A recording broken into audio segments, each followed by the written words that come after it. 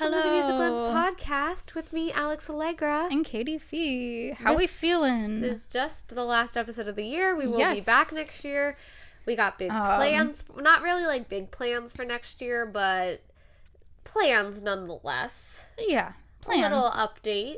Yes. We want to hear from you guys. This podcast really was such a spur of the moment thing, and now we're almost a complete year into it. That's crazy. Which is crazy. Yeah, I think this is episode 40. It so is. That's a lot of episodes. Yeah. I know I had posted sometime this last week, which will be like a couple weeks ago when this comes out, of like, what's your favorite episode? And also, like, what would you like to hear? So we still want to know what you want to hear for the new year as we like plan stuff of topics to cover and stuff. So. Yeah. Our Spotify Wrapped said, what was it that was the top episode? The history of Nashville. What was so interesting about that episode that made everyone watch? Because on YouTube, our Women in Entertainment one is the highest. Is it? Okay. Yes. I didn't look at YouTube. I'm assuming we have a Wrapped for that because I know I got one for my music one, but sometimes I miss notifications for YouTube for us. I didn't watch the Wrapped on YouTube. I just have been keeping up to date with what our views are like on YouTube. So yeah, I think our most popular reel or YouTube short is the Elvis one because people started fighting in the comments. Not about anything we said, just about them. Here's a social media tip of why engagement is important is when people comment, the algorithm like shoots it out to more people. So that's why you want to encourage people to comment on your videos and stuff and have conversations because it continues to grow the video. And that's what happened there. So... And we didn't respond. I was like, we don't need to respond to these ones. No. So it was just people saying like, you don't know anything about Elvis, and then other people were like, he totally died. No, he didn't. Yeah. Like someone was saying like basically just don't like conspiracy theories and that Elvis is dead. Let him rest in peace. And then which we did like, say in the episode as well. Like I also did say, you know, yeah, he's like, no, you're too young. I was there. And he's like, I'm not that young. I'm like, okay, yeah, it was we're just gonna let them do this. Yeah. But yeah, if you have any things you want us to cover in the new year, it could be educational stuff, it could be fun episodes, anything. Just let us know. I know at the end of episodes we give our email, but I guess it feels appropriate to say the musiclenspodcast@gmail.com is where you can send those to. So, or comment on things, that's fine too. Wherever you feel comfortable sharing stuff. But yes, this is our year-end episode. What were you gonna say? Oh, nothing. I was just gonna say, you know, if you want to see us do some more outreach things, I know I personally would love to do some more photo shoot pop-ups throughout the year. Would like to do more content days. We only got around to one last year, but it was super fun. So yeah, definitely need to do more of those in the new year. I just want to be creative with people, honestly. Like I try to keep it cheap so that like you guys can really have fun and just get some different things. I want to really try and branch out into the photography field a lot more and just have fun, and it's expensive, so that's why I like when I do these fun little things with you guys and make it cheap for both ends of the parties, that we can just have some fun together. So. Feels like a what's the word? Biology, symbiotic relationship of like we're getting stuff out of it, you're getting stuff out of it. Yeah, it's good time. Thank you, Katie. Yeah. So this is our last episode, and I think we've talked about it a couple times of how end of the year we're gonna do a little bit of new music that we missed throughout the year. Mainly Katie. I don't really have anything that was on the tail end, and she has some more country stuff, but all the pop stuff came out by like, well, Patterns was like the last thing like I had that was the main point to talk about. I think there's a couple that you'll definitely be part of. Okay. I don't know what's happening with my voice, so sorry if it sounds weird. I feel like there's a couple that you've listened to, so you'll have input for some things, I guess. But we did talk on some episodes for like the major ones, but there was ones where I like looked back and I'm like, oh, we didn't talk about these. So Starting with Tiger Lily Gold had their debut album Blonde come out in July. I didn't write down release dates. So that one's, did you listen to at all? You're going to just look at me like, why are you even asking? I know like a chunk of the songs, obviously. Well, I follow them closely, so. My comment was just that I loved the release plan that they did for it, because they did basically what I would like to do for my next project, of like a couple singles leading to an EP, which then also had some more singles after that then like built into the album. I think that's a great idea of like spreading things out and giving songs time for them to shine, but then like compile that into a bigger project. So I like that they did that. Most of the songs were out by the time it was out, so I think we've kind of covered some of them before and stuff, but for sure, overall it's a great project. So yeah, that's that one. Ella Langley also had her debut album Hungover, and then she had her deluxe version Still Hungover come out, I think November 1st, that added a couple songs to it. But this is one that I like had on repeat when it came out. I also was driving home in August, so I was like what I was listening to while I was driving around and stuff.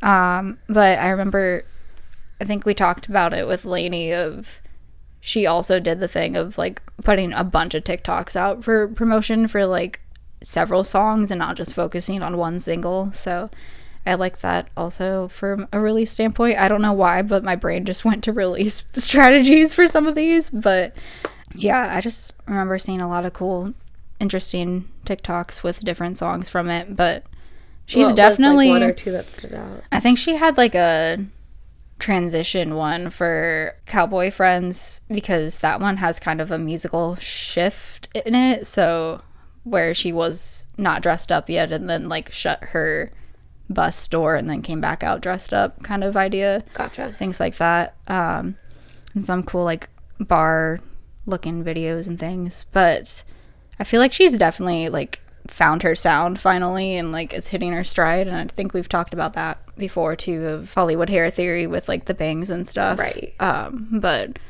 this album, I honestly just, she didn't really stand out with anything prior to this album, but then this one, I think she's really found her niche of what her sound is gonna be, and now it's actually like hitting. So yeah, love it.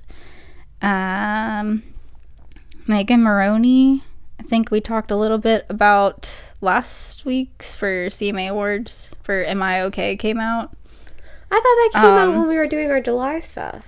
We talked about Indifferent, because that came out earlier in the year, and then we mentioned that the album was coming out in July. Okay. Am I Okay came out in July, and then I don't remember when, but later in the year it was Am I Okay, I'll Be Fine as the deluxe. Oh, okay, yeah. I feel like it was a good album, but I didn't really listen to it on repeat as much. It was one that I like, if it was in shuffle with a couple, like in my playlist rotations. Yeah. And I would like put it on, like I'd leave a song on if it came on in rotation, but it wasn't an album I just like sat and listened to front to back. There was a brief trend on TikTok with the girls of like, that song is just like, here's to the girls and stuff, and posting pictures of you and all your friends. And I feel like if that trend got pushed a little more, maybe that would help promote the album. Because I saw feel that like trend, yeah. The album kind of was popular talking wise on social media for a little bit, but then it kind of just faded. Yeah. But I do like the title track, Am I Okay? I think that's her current single, because that's what she performed at CMAs. But that one and Indifferent are probably my top tracks for that. So yeah, like nothing else really stood out too much for me on that. Is Man on the Moon also on that album? I love that song. I do like that song. It's just not a top one, I guess. I don't know. The only promotion I really saw is every day on my way to work, there was this abandoned building and it had Casey Musgrave's album, and then when Megan's came out, it had Megan's album all over it. So I saw that every day for work, but other than that, I didn't see a lot of the promotion for it. And I don't know if that's like lack of label push. I don't know if that's lack of having more generic kind of things and just not a huge creative boost around it. Because I mean, she already has a very unique look, a very unique sound, a very interesting thing. Like her music videos are really cool. So it's just I don't know what's not sticking completely to make it. But I know my one friend loves her, like went out to London and saw her in London, and then saw her, she had like bought tickets when she's on her next tour. Okay. She loves her, and so I love her music too. But it's not like, I think she's just gonna have a very slow build, it seems, which is fine. It's also, I think of like, she did tease stuff ahead of time, and people were like, oh, we need No Caller ID to be like, we need this out and stuff, and it was released, but I don't think anything happened post-release. So with maybe it, doing like more of a fan interaction and really listening to the fans, kind of a thing. No, like there's hype of people wanting to hear the full song, wanting it to be released, but then after it's released, it's like it doesn't continue to get listened to or get promoted as much or something. Gotcha. So again, with what we were saying, I think a couple weeks ago with release strategy is how important that post-release is, like, and really engaging fans, and that's where like any comment that says we need it, like you should be tagging like those kinds of videos and really pushing. So so in our recap stuff we did in July, we talked about Sad Girl Summer by Maddie and Tay, and then now sometime after that they released Free Like, and I feel like that song was doing better and I like it better, but if it were released earlier in the summer, I wonder if it would have been a bigger hit summer song wise. But I don't know, I think it's a fun one. They reference Bye Bye by Jody Messina, and Jody like posted about it and stuff, so just a little blurb because that's just a single. But yeah, I think that one would have done better if it was released earlier to have more time when it was still summer. Gotcha. Because it's more of a summer track. We talked about going to Keith Urban's release show for his album, but I don't think we ever talked about the album itself. I love the album, honestly. Yeah. I think we did. I love the Converse sneaker song. Yeah, that one was my favorite. I think it's a really good album. I feel like we did talk about it though, but Parallel Lines was like one of, that's not this one, is it? No, I'm saying that was like my last album of his that I really like loved, and so I feel like and for honestly, sometimes it feels a little weird how young and vibrant his music is, and he's in his 60s. Is he? Yes. Tell me I'm wrong, but I feel like he's in his 60s. How old is Keith? 57. Okay, he's 57. Okay, I was gonna say 50s, but he still looks great. He still performs like any one of the motherfuckers, like still energetic, which is just so funny. And I think he's a prime example of what I want the older people to be doing, you know, like, and how to keep your career really going strong and like maintaining and not just a cliched way. I mean, how ingenious of it was to have that pop-up concert. I mean, it was so cool. So I looked up the album to like refresh my memory of songs and stuff. I just thought it was funny. He has like a little 12-second intro called Blue Sky. Yeah.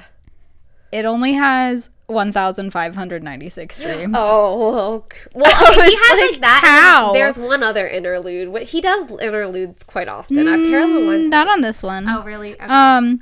But the Dodge in a Silverado is freaking awesome. Double entendre. The smallest country music. It's so good. The like least amount of streams on any of the other songs is about 250,000. So I'm just like, how is the intro at under 1,600?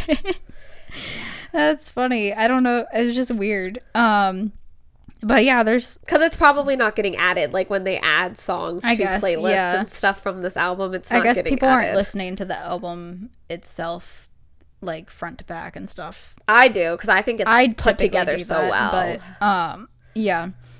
yeah, I feel like I like a lot of the ones that were released ahead of time. Heart Like a Hometown. I just love the lyrics of that one and stuff like that. But yeah, it's a good album. I didn't listen to it like on repeat, but it's still a good album. And I know he posted of like he doesn't like to do title track songs. He likes, like, it's like concepts. It's like having a favorite child. He said if you like have a title track, it's like the favorite child on the album. So he just typically has names that are all encompassing for the album instead. So, this one's called High. I don't know if we mentioned that. Did we say the title? I think yeah, it's not in this episode. In the previous one we talked about it. I want to talk about Brad Paisley released a song called Truck Still Works, and it's a sequel to Mud on the Tires.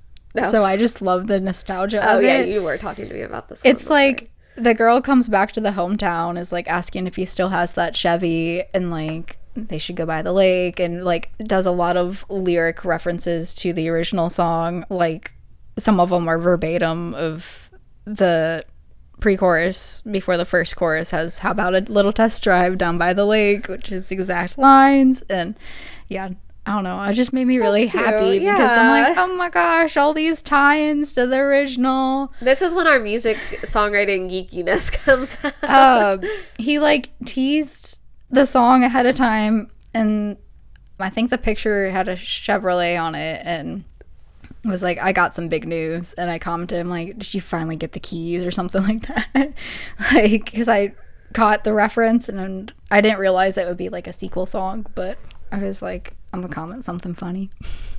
Anna Voss released Happy Trails and Taste of You, and she's been talking and promoting all year of like how she's creating her dream album. And it's just like her and Kevin, who's like her boyfriend and producer, are just kind of making it at home. And her cat. And Harry. He is a producer. If you go to the credits of Taste of You, it says Harry Voss. Yeah, and what was so funny though was she commented on TikTok about it. Because somebody was like, "Why is your cat on it?" And she said, "Cause he is." And then there's like the cat's just watching the screen. It's very funny. I think she is a great example of very authentic marketing, and her brand in general is very authentic. I mean, her music is that homey, very folksy pop. So yeah, she did like she's a cozy pop. Happy Trails Tumblr, cozy country. Cozy country pop. Cozy folk. Yeah, she's definitely pop. It's like folk pop. She got to play the Opry again recently, so that was cool. Because I was thinking, it's been a while, because she'd made her debut a few years ago, and then like I thought that, and I was like the next day she's like, I'm playing. I'm like, oh, fun. But she posted recently that like it was like album check, like they're putting the final touches on it, and Harry was just like sitting there, and Kevin's like giving him little scritchy scratches, and I was like, oh, little Harry. So the album's done, so that's exciting. That stuff will be coming out in the next year, I would assume. She released Halloween on Christmas Eve last year, but I think that's also part of this project, because when Taste of You came out, it was like she paired those two together within Spotify. So I think it's part of the same thing, but I like the overall vibes. And she did like Gilmore Girls TikToks with Taste of You for promo, so that was cool. And there's fun fiddle on Happy Trails, so I like fiddle. Intermission. Mary Morris. I think you mentioned once that you like Push Me Over. Push Me Over is the freaking we never actually song. Talked about the EP. It's great. I am so excited. I hope she has an album on the way. I hope it really rejuvenates her career. I think she gets a lot of hate for no reason because she wants to speak up, and you know what? I love her for it. So I mean, it's literally called Intermission, and I think it is a great intermission to lead into whatever her next project's gonna be. I think it sets the stage for whatever is to come next. I mean, I'm saying this not knowing what it's gonna sound like, but I'm assuming that's what's happening. There's definitely a change of what it is. Like, especially with the last album being, I think, the most country she's ever gone with what's it called? That's what I'm looking at. Because I think her other two are very pop. I think Girls is a very pop country album. I think her first album is a very pop country album. I think last time she went the most country and songwriting she's ever been. She did The Bridge. Then The Bridge was a very different tone in general.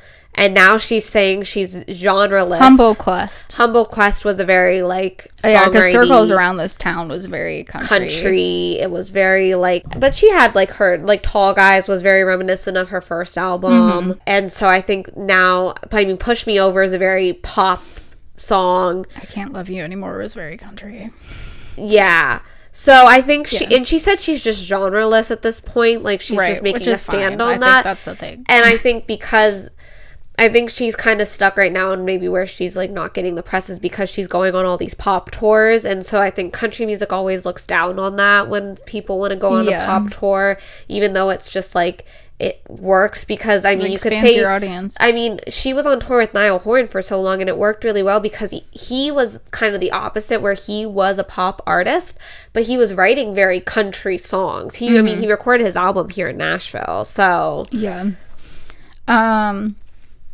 Yeah, okay. So 2 more. Well, maybe 1 more. I don't know. Do you have Lindsay Ell stuff? Because I don't personally, but I didn't know if you did just because you love her. I do, and I have another thing that I thought of today in the car, so. Okay. I mean, we could do her next. Just have like 2 more. I think it's one of her best works. I love Lindsay with my whole heart. I think she's an incredible human, and I think she writes very honestly in her work. Yeah, she's done a whole bunch of stuff in Canada specifically this past year. And she's been playing guitar for Shania Twain, so she's been like doing the musician thing more so than just like the lead artist thing. But I just want her to get her big moment, and I didn't think this was gonna be her big moment just by listening to it. It's a really good album and stuff, but like I could tell like her songwriting, I knew it wasn't going to be her big moment, but I do love it, and I think she's promoting it really well. And I think it's called Love Myself, and it's an EP. Yeah, just to give more context to what we're talking about. It's a really good little EP to listen to. It's really about having a lot of self-doubt. It's if you like a patterns, mental health type. Yes, if you like patterns for the concept of it, Kelsey like having patterns, then go listen to Love Myself, because it's Lindsay's like reflection of her own patterns and trying to love herself.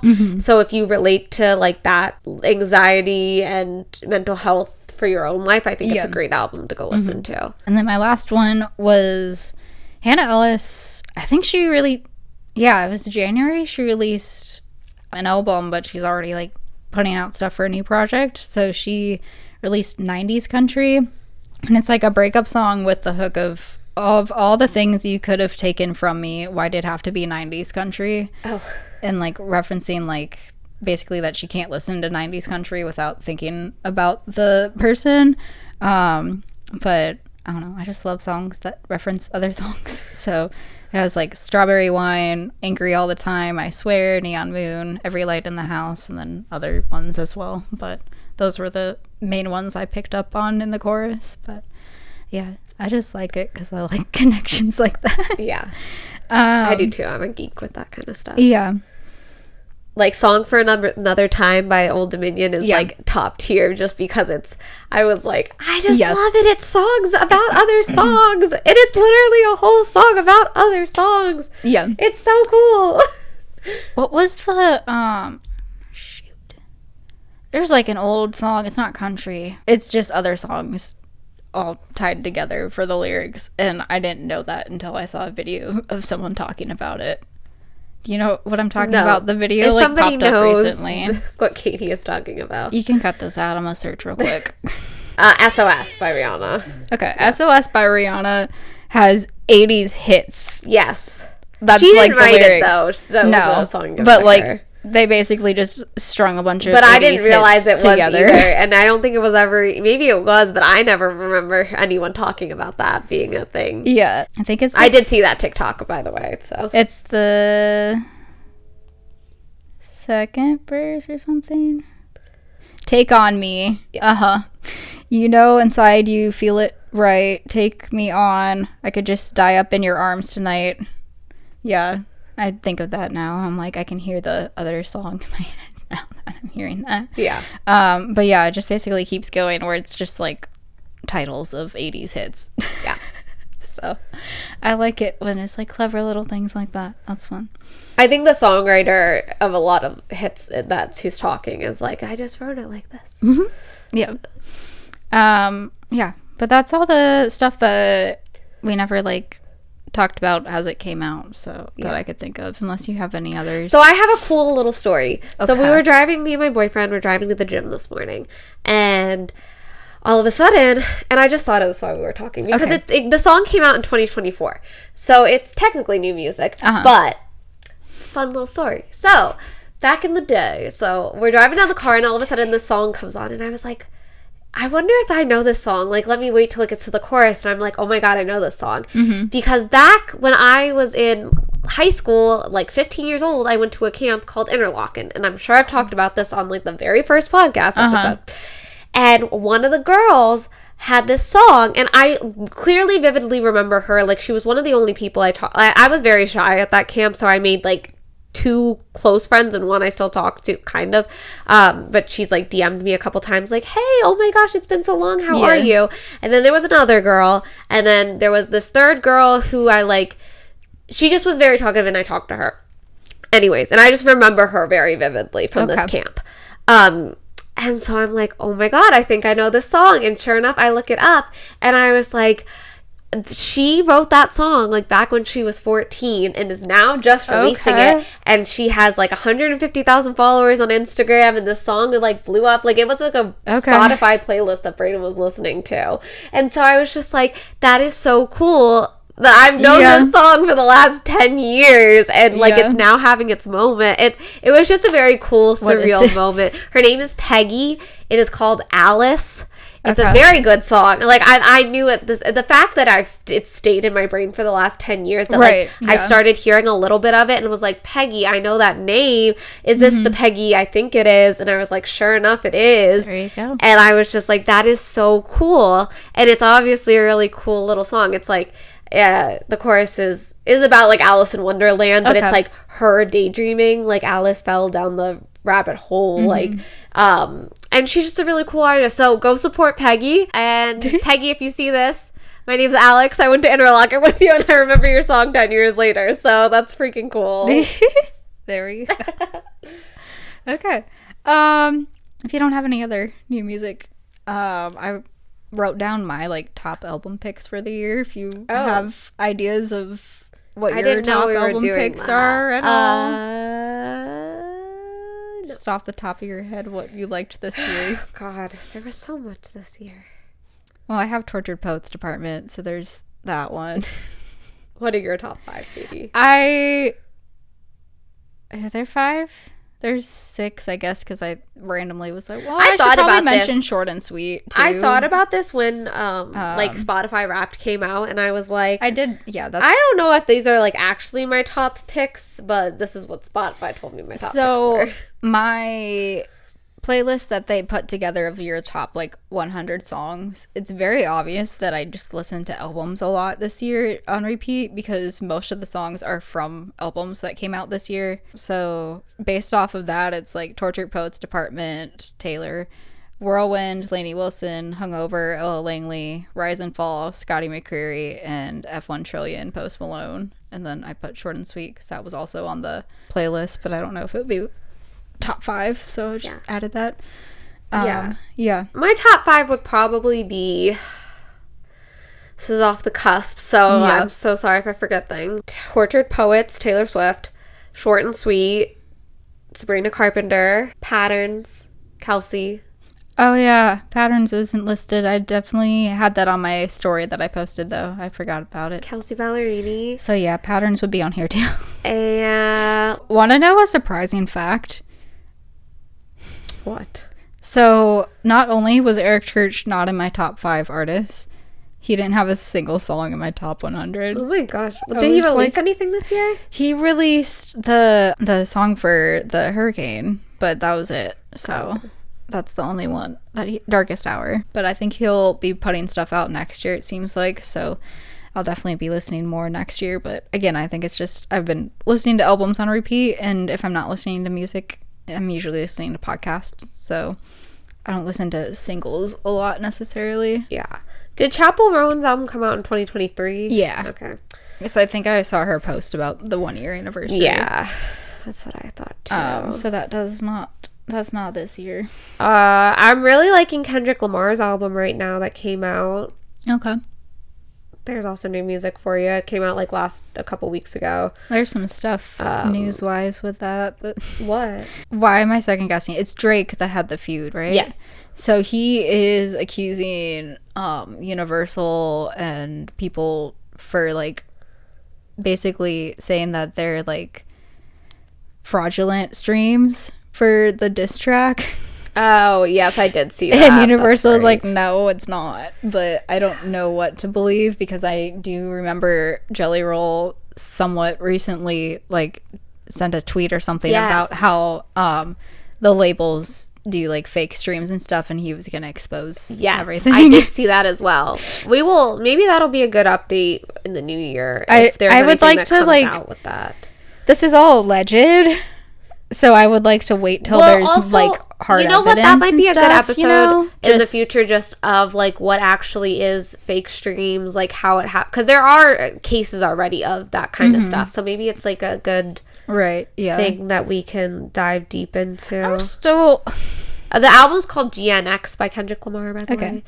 The Wicked soundtrack I'm not including at the moment because Wicked has been around for forever and I freaking love that already, and we're going to see it after we record today. So I can't say anything right now. I want to find.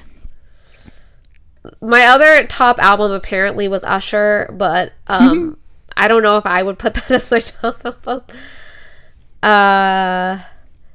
When did Renee's album come out? Probably 2023. I don't know.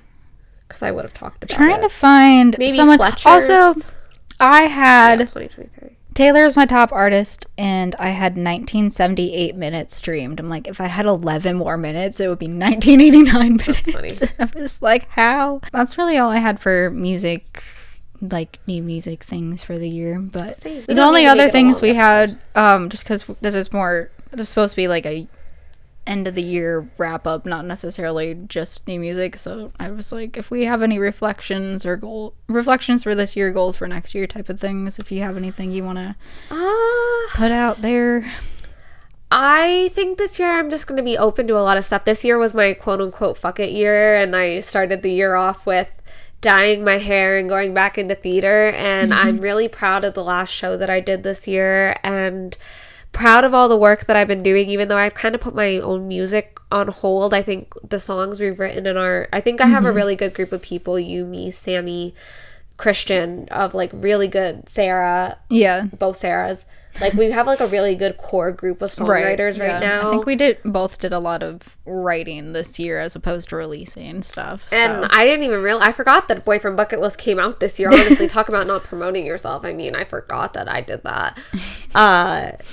So, but that's definitely a song too that is very different sonically, that I'm going in a very different direction in the next year. And I keep saying that, but I genuinely am going in a different direction in the new year. So I think I'm just looking forward to being open to whatever comes. I think I'm not going to put a lot of pressure on the fact that I'm turning 26 this year, because I want to, with my whole heart, be like I'm too old for the music industry anymore. And I just don't think that's the case. I mean, Jelly Roll just turned 40, to put it into perspective, and he's at the top of his game right now. Yeah. I wrote a song. I have yet to play it out. I think I'm going to play it at Swift Artist because I need to just force myself to go ahead and be vulnerable and stuff. But that probably will end up being a single in the fall, depending on reactions, I guess. Make sure it's actually a good song first, since it is a solo, right? So far it's just me.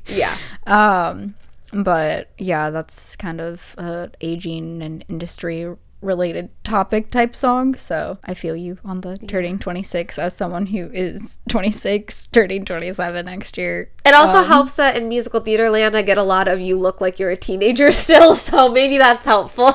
yeah I feel like I said just been a lot of writing. Haven't released this year, which was on purpose. I wanted to give my album time to just like be out and kind of promote that a little bit, but also work on writing for the next project, and also financially trying to save up some money for the next project, because that's a thing, unfortunately.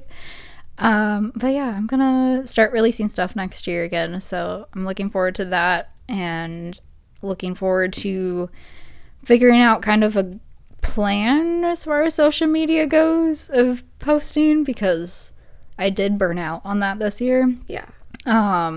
I used to post a TikTok a day just to feed the algorithm, and it got to a point where I was like, I'm just gonna stop altogether. So yeah, but it's kind of where TikTok's been. It really has paid off. I mean, if you look at your numbers. Yeah, I did stream on TikTok a little bit, only like a handful of times, so I'll probably try and do that more with promoting new stuff. But if we can get to the point where we have a Patreon, maybe we do like a weekly stream and bring on some friends, and we actually record in a real studio. And we could do like a live stream like once on Patreon type thing. That's more like that we can actually perform with, because podcast wise of copyright and all that, we can't really put music on it. So yeah, that'd be fun. It's kind of just how my year's been, of taking more time of less shows, less public type stuff, and more just like internal writing and planning for next year. But I think this podcast has really helped me, especially, I think, feel like I'm still doing something, and I'm still putting a lot into what I've wanted to do my whole life, and still putting myself out there a lot. I think